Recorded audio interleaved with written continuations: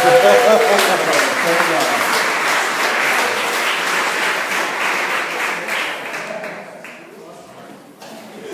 just found out today that this person does not eat meat except for fish and shellfish, which I think is impressive.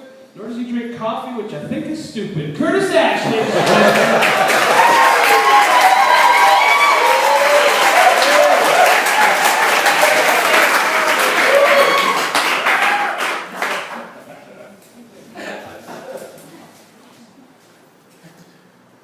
Hello, welcome to the meeting of the Elk Lodge. I don't like telling stories in daylight, so this is going to be weird. My name is Curtis Asch, but I was not born this way. I was smaller. And I was also born Curtis Elfenbein. My mother's name was Gay Elfenbein, and this is her story. She was actually born Jean Gabrielle Updike, but she hated that name, every single part of it, especially Jean. It was kind of a boy's name back then.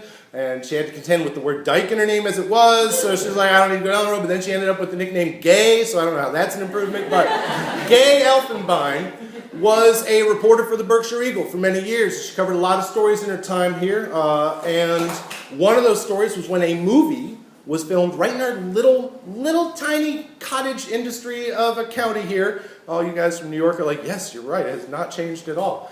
The movie's title, as some of you may remember if you were living here at the time, was Before and After. So when I got this prompt, I was like, good, done.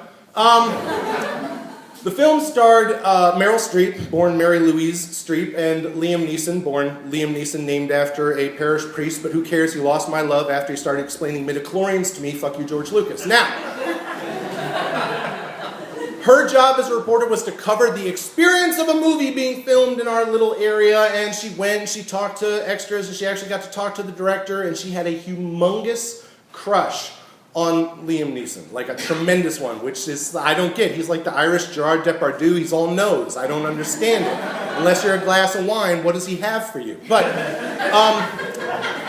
she actually scored a part as an extra in the film, and her job was to sit on the aisle in the courtroom scene and turn and look as Meryl Streep enters. And she's like, okay, I can turn and look, but like, what do you want me to do?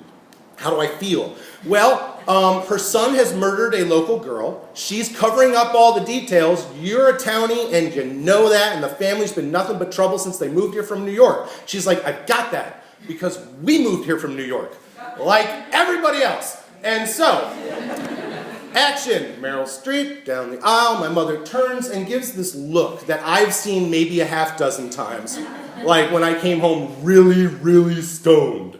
Or like when I put the car in a tree. Or like things like that. And she turns, and if you pause the movie 77 minutes, 22 seconds in, you get to see this look on my mother's face, which is priceless. And then she kept covering the story after that, and she didn't get to meet Meryl Streep, but I came home one day, and she's sitting at the kitchen table with a glass of scotch, which is not all that out of the ordinary, except it's like 2 in the afternoon. And she is weeping. I'm like, Mom, what's wrong? She's like, I finally met Liam Neeson. I was like, that's great. She's like, I called him Neil. And for a reporter whose job is to get the facts straight, that's no good. So, years later, it would turn out that she would get a lot of people's names wrong and start making lots of mistakes in the stories that she was writing and lots of mistakes in daily life. And I'm sad to say that it turned out she had cancer, which I hate to break to you statistically, a lot of you do. You don't know it yet. But and it went from breast to chest to head, and she was laying in what would be her deathbed, and I was sitting by her side with my daughter.